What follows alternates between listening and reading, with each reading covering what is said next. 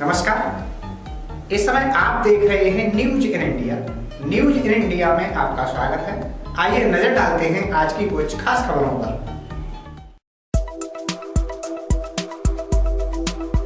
कानपुर के बर्रा में lab technician Sanjeet Yadav के अपहरण और हत्या के मामले में मुख्यमंत्री योगी आदित्यनाथ ने कड़ी कार्रवाई करते हुए तत्कालीन डिप्टी एसपी मनोज गुप्ता समेत 4 अफसरों को निलंबित कर दिया। डिप्टी एसपी के अलावा आईपीएस अपर्णा गुप्ता, पूर्व प्रभारी निरीक्षक थाना बर्रा रणजीत राय, चौकी इंचार्ज राजेश कुमार को निलंबित कर दिया गया है। आपको बता दें कि कानपुर के बर्रा से 22 जून को लैब टेक्नीशियन संजीत यादव का अपहरण फिरौती के लिए उसके दोस्तों ने साथियों के साथ मिलकर किया था। 26 जून को उसकी हत्या करके लाश पांडू नदी में फेंक दी। इसके बाद पुलिस को चकमा देकर 13 जुलाई को 30 लाख रुपए की फिरौती वसूल ली। बृहस्पतिवार की रात पुलिस ने मामले का खुलासा करते हुए उसके दोस्त कुलदीप, रामबाबू समेत 5 लोगों को गिरफ्तार कर लिया। पुलिस ने बताया कि कुलदीप संजीत के साथ सैंपल कलेक्शन का काम करता था। उसने रतनलाल नगर में किराए पर कमरा ले रखा था। 22 जून की रात शराब पिलाने के बहाने वह संजीत को अपने घर पर ले गया। इसके बाद उसे बंधक बना लिया। 4 दिन तक बेहोशी के इंजेक्शन देकर उसे बंधक बनाए रखा। इसके बाद 26 जून को कुलदीप ने अपने दोस्त रामबाबू और 3 अन्य के साथ मिलकर संजीत की हत्या कर दी। इसके बाद कुलदीप सबको अपनी कार में रखकर पांडू नदी में फेंकाया। 3 दिन बाद 29 जून की शाम को संजीत के पिता चमनलाल यादव को फ़ोन करके फिरौती मांगी गई। परिजनों ने पुलिस के कहने पर मकान जेवर बेचकर जैसे तैसे 30 लाख रुपयों की व्यवस्था की और 13 जुलाई को अपहरणकर्ताओं को सौंप दिए। लेकिन पुलिस अपहरणकर्ताओं को नहीं पकड़ पाई और वे 30 लाख रुपए लेकर भाग गए। देखिए, 22 जून को रंजीत यादव नाम के एक व्यक्ति का, जब वो हॉस्पिटल से निकला था, लैब टेक्नीशियन था ये व्यक्ति, उसका अपहरण कर लिया गया था।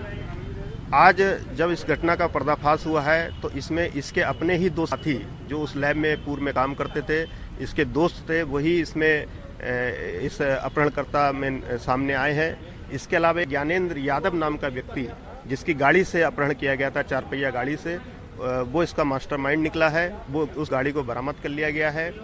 साथ ही ये जानकारी में आया है पूछताछ के दौरान कि 22 तारीख को अपहरण करने के बाद 26 तारीख की रात्रि में अपहृत व्यक्ति ने भागने का प्रयास किया।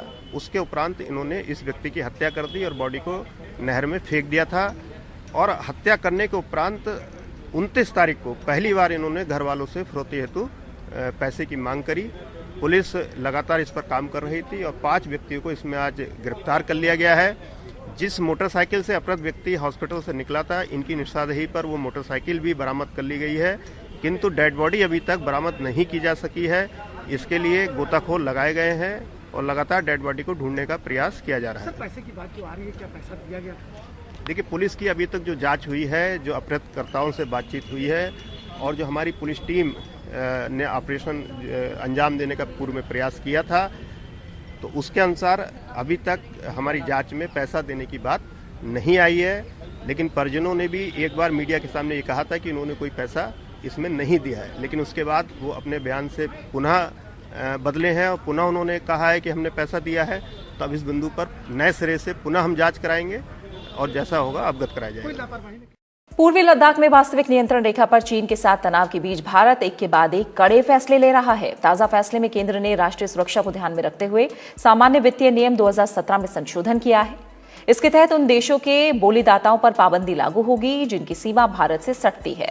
इसका सीधा असर चीन, पाकिस्तान, बांग्लादेश, भूटान, नेपाल जैसे देशों पर होगा। हालांकि कुछ सीमित मामलों में छूट दी गई है, जिसमें कोरोना वायरस वैश्विक महामारी की रोकथाम के लिए चिकित्सा आपूर्ति की खरीद को शामिल किया गया है। केंद्र सरकार ने सामान्य वित्तीय नियम 2017 में संशोधन किया है।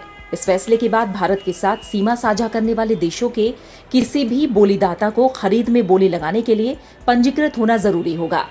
इसके लिए पंजीकरण समिति का भी गठन किया जाएगा। इसके अलावा विदेश और गृह मंत्रालय से भी मंजूरी लेना जरूरी होगा।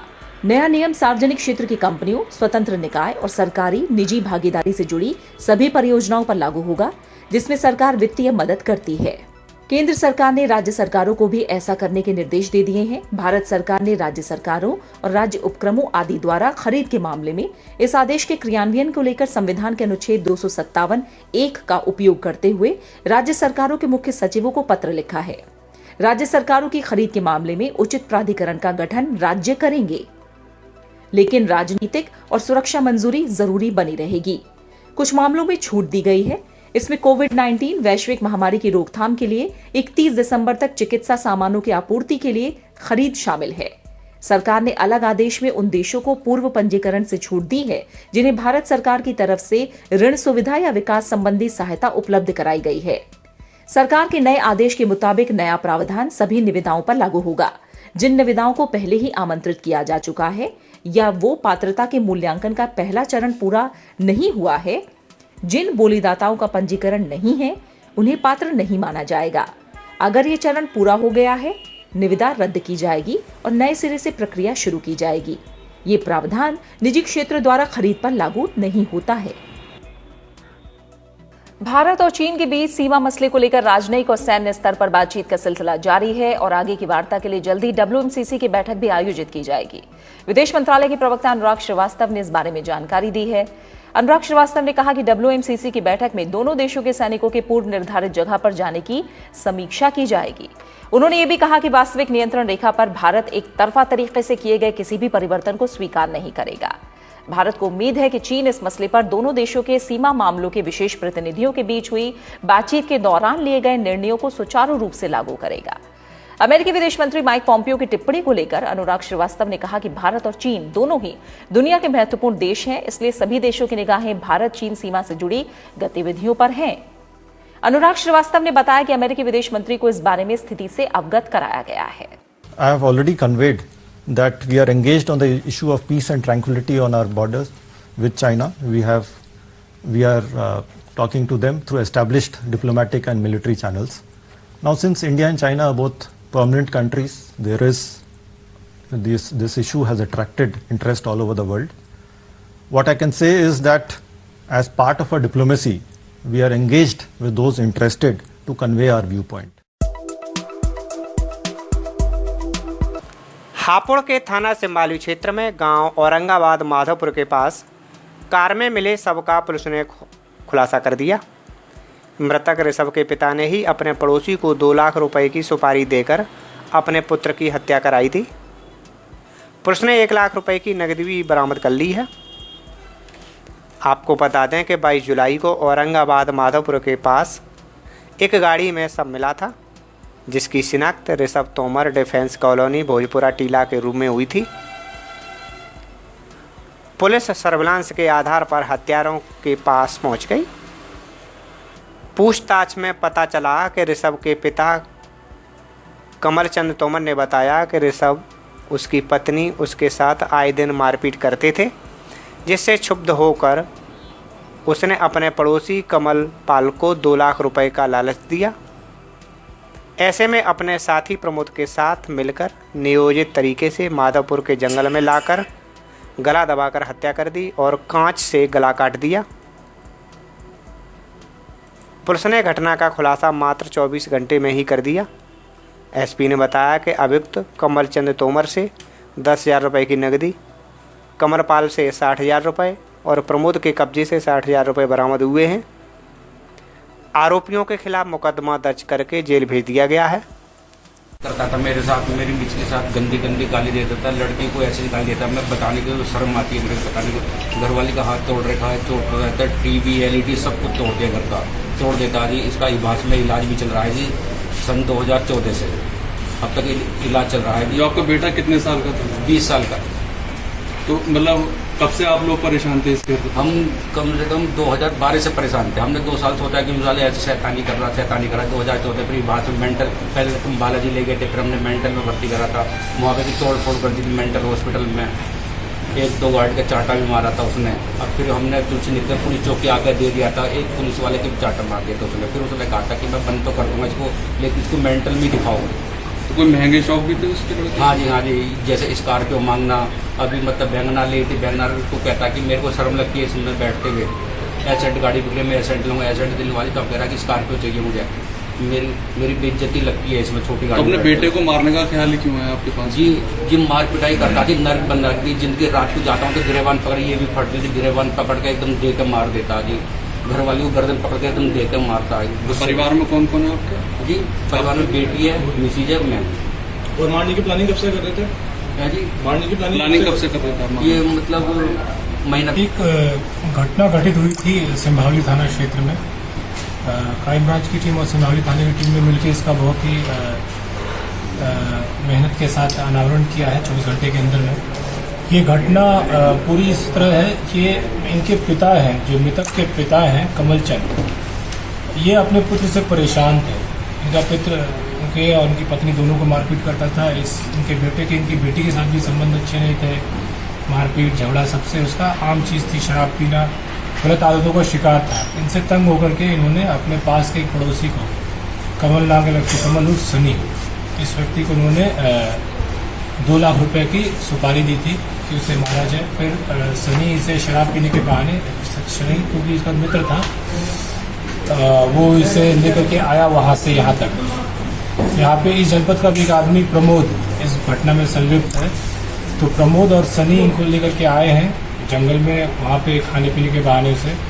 फिर शराब पिलाई गई है, इन्होंने खुद कम पिया है, उससे ज़्यादा पिलाया है। जब वो शराब में बिल्कुल ही निष्क्रिय हो गया, उसके बाद गला घोंटकर और गले पे वही उसी बोतल, जिस बोतल में शराब पी है उसी बोतल से कि कांच से वार करके उन्होंने उसकी हत्या कर दी।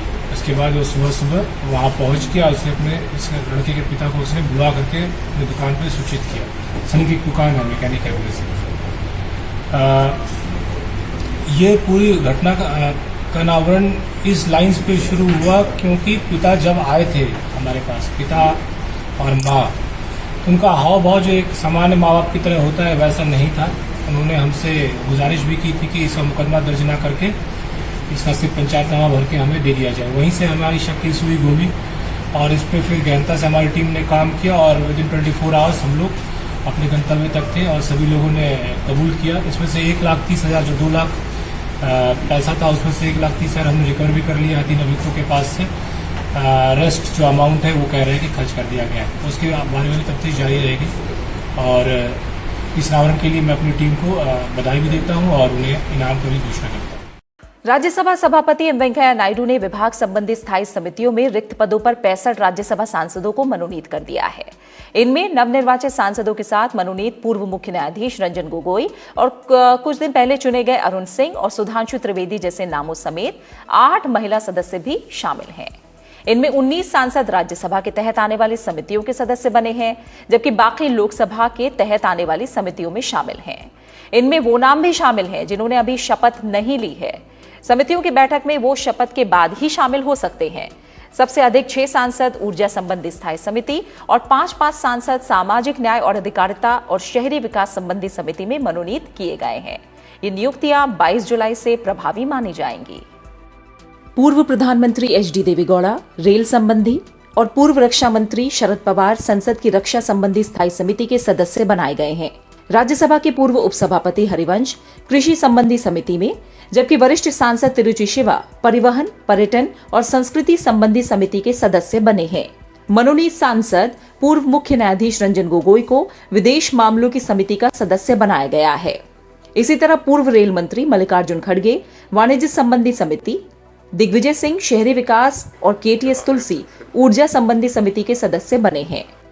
पूर्व रेल मंत्री दिनेश त्रिवेदी को गृह कार्य संबंधी समिति और पूर्व केंद्रीय मंत्री शिबू सोरेन को कोयला और इस्पात संबंधी समिति का सदस्य बनाया गया है।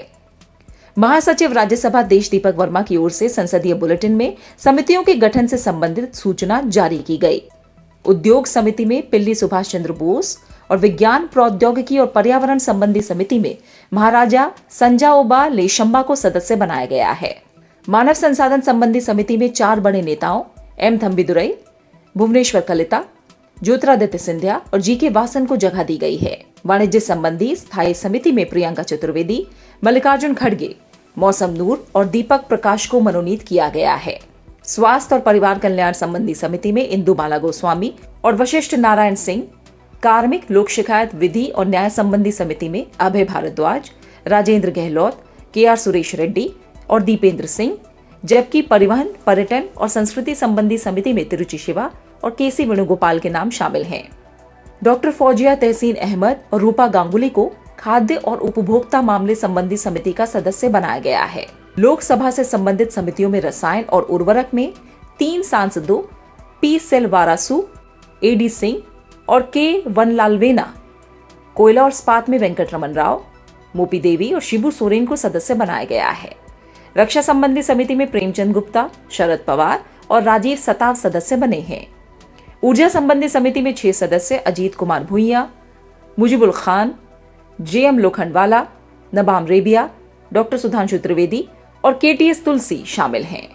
वित्त समिति में एलहमारम करीम, IT में शक्ति सिंह गोहिल और परिमल नथवानी, श्रम संबंधी समिति में नीरज डांगी, दुष्यंत गौतम, विवेक ठाकुर और पेट्रोलियम समिति में डॉक्टर भगवत कराड़ को शामिल किया गया है।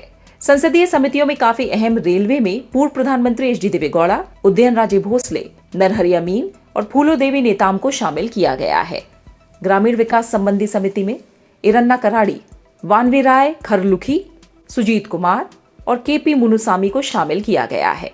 सामाजिक न्याय और अधिकारिता समिति में रमीलाबेन बारा, बिस्वजीत डिमरी, अशोक गस्ती, ममता मोहंता, रामनाथ ठाकुर शामिल हैं, जबकि शहरी विकास संबंधी समिति में अयोध्या रामी रेड्डी अल्ला, सुब्रत बख्शी, रामचंद जांगड़ा, दिग्विजय सिंह और डॉक्टर सुमेर सिंह सोलंकी शामिल हैं।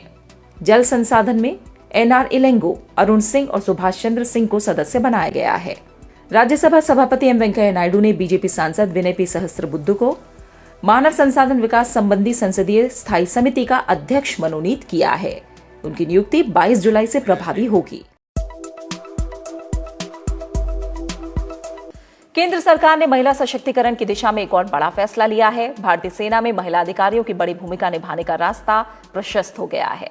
सेना में महिला अधिकारियों को स्थायी कमीशन देने को लेकर सरकार ने गुरुवार को औपचारिक स्वीकृति पत्र जारी कर दिया है। ये आदेश जज एंड एडवोकेट जनरल और आर्मी एजुकेशनल कॉर्प्स के वर्तमान वर्गों पर भी लागू होगा। सेना में महिलाओं के स्थायी कमीशन के लिए स्थायी चयन बोर्ड के संचालन के लिए प्रारंभिक तैयारी की एक श्रृंखला निर्धारित की गई है। सभी SSC महिला अधिकारियों की ओर से विकल्प का उपयोग और दस्तावेजी कार्यवाही पूरी होते ही चयन बोर्ड अनुसूचित हो जाएगा। रक्षा मंत्रालय ने कहा है कि भारतीय सेना महिला अधिकारियों सहित सभी कर्मियों को राष्ट्र की सेवा के समान अवसर प्रदान करने के लिए प्रतिबद्ध है।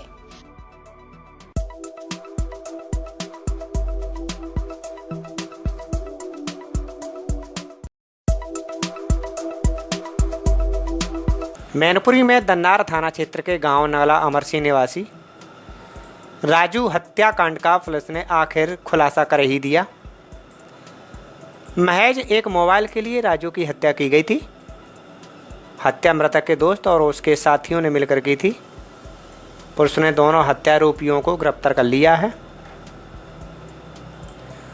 पुलिस लाइन के सभागार में SP अजय कुमार पांडे ने हत्याकांड का खुलासा करते हुए बताया कि अमर सिंह निवासी राजू यादव 16 जुलाई को घर से 8,000 रुपये लेकर मैनपुरी गया था। इसके बाद उसका कोई पता नहीं चला। 18 जुलाई को राजू का शव सिरसागंज रोड पर लालपुर सांथनी के पास पड़ा मिला। उसकी शर्ट से गले में फंदा बनाकर हत्या की गई। पुलिस ने उस समय अज्ञात के खिलाफ मुकदमा दर्ज कर लिया था। आगे जांच शुरू की तो 23 जुलाई की रात 2 बजे के करीब दन्नार थाना प्रभारी ओम हरि वाजपेयी को सूचना मिली कि राजू हत्याकांड के आरोपी बाइक से मैनपुरी जा रहे हैं। पुलिस ने घेराबंदी करके सिरसागंज रोड पर एक धान मिल के पास से प्रजापति कॉलोनी के रहने वाले संटू बिमलेश यादव को पकड़ लिया। थाने लाकर पूछताछ की गई तो उसने सारा राज उगल दिया। वह मिला था, पोस्टमार्टम कराया गया था तो मृत्यु का कारण स्ट्रैंगुलेशन आया था। उसके बाद हत्या का मुकदमा इसमें पंजीकृत किया गया था। जो FIR दर्ज कराई गई थी उसमें 8,000 रुपये लूट की भी बात कही गई थी। इस प्रकार से विवेचना जब चली तो हमने इस प्रकरण में 2 अभियुक्तों सिंटू और बिमलेश को गिरफ्तार किया है। उनके कब्जे से मृतक की साइकिल बरामद हुई है। मृतक के पास जो मोबाइल था जिसको वो एक जगह से चुरा कर लाया था वो बरामद हुई है। मृतक के 6200 रुपये भी इन लोगों के कब्जे से बरामद हुए हैं। इन लोगों ने अपना मोबाइल चुरा करके ले गया था, वही मोबाइल वापस प्राप्त करने के लिए सिंटू और विमलेश यादव मोटरसाइकिल से गए हैं। मोबाइल प्राप्त करने में झगड़ा हुआ है, गाली गलौज हुआ है। साथ ही साथ इन लोगों ने उसके मृतक के शर्ट की पॉकेट में 6200 रुपया भी देखा। तो उस मोबाइल और उस 6200 रुपये की लालच में उसको लूटने के इरादे से और उसको जान से मारने की नीयत से इन्होंने उसी का शर्ट निकाल करके और उसका गला घोंट दिया था। क्योंकि वो शराबी था और शराब बहुत ज़्यादा पी रखी थी तो बहुत ज़्यादा वो प्रतिरोध नहीं कर पाया था। इसी कारण से इन दोनों ने मिल करके खाली बने प्लॉट में इसका गला कस करके हत्या कर दी और वहाँ से साइकिल को बबूल की झाड़ में छुपा करके दोबारा बाइक पे बैठ करके ये लोग फरार हो गए थे। इसमें मुकदमा दर्ज था। आज इन दोनों अभियुक्तों को गिरफ्तार करके पूरी बरामदगी करके ठोस सबूतों के साथ इनको न्यायालय के समक्ष प्रस्तुत किया जा रहा है। विवेचना जारी है और बाकी की कार्यवाही आगे भी जारी रहेगी। चूंकि एक अज्ञात केस था और इसको खोला गया, इसका अनावरण सही हुआ है, इसलिए इस टीम को 15,000 रुपये का नकद पुरस्कार प्रदान किया जा रहा है। नहीं आया है। एक मुख्य अभियुक्त सिंटू अनपढ़ है और जो दूसरा अभियुक्त विमलेश यादव है वो हाई स्कूल फेल है। इन्होंने बताया कि इनसे इस तरह की घटना हो गई और इसका कोई बहुत बड़ा मोटिव और कोई निकल के नहीं आया है। ये 6200 रुपया और मोबाइल लूटना ही इसमें मोटिव निकल के आया है। उत्तर प्रदेश के मुख्यमंत्री योगी आदित्यनाथ ने आर्थिक सहायता के दूसरे चरण में 9,08,855 श्रमिकों और कामगारों को 90 करोड़ 88 लाख रुपए उनके बैंक खातों में भेजे गए हैं। सीएम योगी ने इसके अलावा आपदा पूर्व चेतावनी और राहत प्रबंधन के लिए पहरी ऐप लॉन्च किया। मुख्यमंत्री योगी आदित्यनाथ ने प्रदेश में दैवीय आपदाओं से बचाव, जागरूकता, पारदर्शी राहत वितरण प्रणाली संबंधी 4 नई पहल का शुभारंभ किया। साथ ही 9 लाख से अधिक श्रमिकों के बैंक खातों में डीबीटी के जरिए 1,000 रुपये की आर्थिक सहायता भेजी है। इसी तरह मुख्यमंत्री ने लॉकडाउन के दौरान दूसरे राज्यों से घर लौटे प्रवासी श्रमिकों को 1,000 रुपये देने का ऐलान किया था। पहले चरण में 10 लाख से अधिक श्रमिकों को भुगतान किया जा चुका है। सीएम योगी ने आपदा प्रहरी ऐप भी लॉन्च किया। किसी तरह की आपदा घटित होने पर आम नागरिक इस ऐप पर सूचना दर्ज करा सकता है। प्रत्येक सूचना की तहसील द्वारा जांच कराई जाएगी। आपदा की पुष्टि के बाद प्रभावित लोगों को मानक के अनुसार सहायता उपलब्ध कराई जाएगी। बड़ी मात्रा में जो प्रवासी कामगार और श्रमिक आए हैं वे लोग किसी न किसी विकास की योजना के साथ जुड़ करके अपने गांव को और अपने जनपद को विकास की प्रक्रिया के साथ जोड़ रहे हैं। आज की इस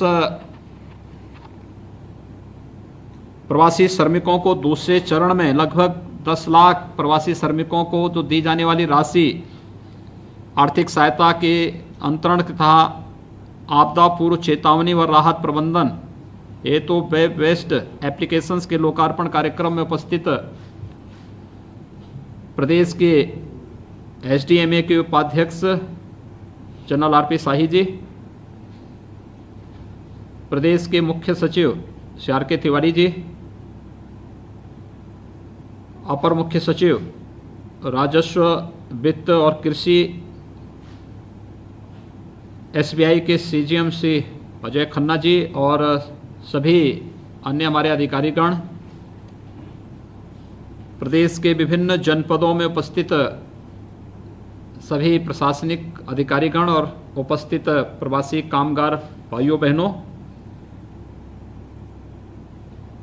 दुनिया के सबसे बड़े इस सदी के आपदा कोरोना से वर्तमान में देश भी और दुनिया भी जूझ रही है और आपदा के संकट में बिना धैर्य खोए हुए इस संकट का सामना करने के लिए जिस प्रकार के जज्बे का प्रदर्शन आप सभी ने किया है वो बहुत सराहनीय है। मैं आप सबका हृदय से अभिनंदन करता हूं। आदरणीय प्रधानमंत्री जी के मार्गदर्शन में पूरे देश ने कोरोना के खिलाफ लड़ाई को बहुत मजबूती के साथ लड़ा है और वर्तमान में भी लड़ रहे हैं। और यही कारण रहा है कि इस आपदा से गरीब को और अन्य सामान्य जन को किसी प्रकार की कोई समस्या न हो, इसके लिए प्रधानमंत्री जी ने गरीब कल्याण पैकेज की घोषणा की। इस पैकेज के अंतर्गत गरीब को खाद्यान्न देने की व्यवस्था तो की ही गई और ये खाद्यान्न वितरण नवंबर तक प्राप्त होगा, लगातार हर महीने प्राप्त होगा। साथ साथ राज्य सरकार ने भी 3 महीने तक हर एक लाभार्थी को निःशुल्क खाद्यान्न उपलब्ध कराने का कार्य भी किया। इसके साथ ही बहुत सारे अन्य कार्यक्रम इसके साथ शुरू हुए थे। पेंशन धारक जितने थे, विधवा पेंशन, वृद्धा पेंशन, दिव्यांगजन पेंशन, इन सभी को भी एक मुफ्त पेंशन की राशि उपलब्ध करवाने या फिर भारत सरकार ने इन लाभार्थियों को 1000 रुपये की राशि अतिरिक्त देने की व्यवस्था की। इसके साथ ही किसानों के लिए भी प्रधानमंत्री किसान सम्मान निधि में 2000 रुपये की राशि आपदा के दौरान की, तो हर उज्ज्वला योजना के लाभार्थी को निःशुल्क रसोई गैस के कनेक्शन, रसोई गैस का सिलेंडर देने की व्यवस्था आगामी सितंबर माह तक कर दिया गया है। अनेक अन्य कार्यक्रम, जनधन अकाउंट धारी को भी हर महीने 500 रुपये देने की व्यवस्था की गई। तो प्रदेश सरकार ने निर्माण श्रमिकों के अलावा प्रवासी कामगार और श्रमिकों के लिए 15 दिन का राशन किट उपलब्ध कराने, शेष लोगों को निःशुल्क राशन उपलब्ध कराने, निर्माण श्रमिक हो, ठेला खोमचा रेहड़ी लगाने वाले हों या फिर अन्य जितने भी ऐसे लोग थे जो प्रतिदिन कमाने वाले हैं, उन लोगों को भी 1000 रुपये की राशि और राशन देने की निःशुल्क व्यवस्था की गई। आज मुझे प्रसन्नता है कि हमारे सामने सबसे बड़ी चैलेंज था कि इतनी बड़ी संख्या में प्रवासी कामगार और श्रमिक आएंगे, आखिर कैसे हम इनको व्यवस्थित रूप से सुरक्षित रख पाएंगे। लेकिन हमारे प्रवासी कामगार और श्रमिक भाइयों ने जिस धैर्य का परिचय दिया, उसका परिणाम है कि हम लोगों ने न केवल उन्हें सुरक्षित रखने में, बल्कि आज वे अपने घर में, अपने गांव में बहुत प्रसन्नता के साथ रह रहे हैं और विकास की योजनाओं में अपना योगदान दे रहे हैं। कोई विद्यालय के सुंदरीकरण में, कोई किसी नदी की पुनर्जीवन करने में और किसी का योगदान गांव के तालाब को पुनर्जीवित करते जल संरक्षण के लिए बहुत बेहतरीन कार्य करने का बन रहा है। यानी बहुत अच्छे ढंग से इन कार्यक्रमों को आगे बढ़ाने के लिए हमारे प्रवासी कामगार और श्रमिक बंधुओं ने बहुत बड़ा योगदान दिया है। काफ़ी लोगों को समायोजन किया गया है उद्योगों में। 50 लाख से अधिक लोग इस समय उद्योगों में काम कर रहे हैं। कृषि वन विभाग के द्वारा वृक्षारोपण के कार्यक्रम या फिर अन्य तमाम योजनाओं में भी बड़ी संख्या में लोगों को कार्य दिया गया है और स्वतः रोजगार के लिए भी बैंकों के साथ जोड़ करके बड़े पैमाने पर लोगों को स्वतः रोजगार के लिए भी प्रोत्साहित किया गया है।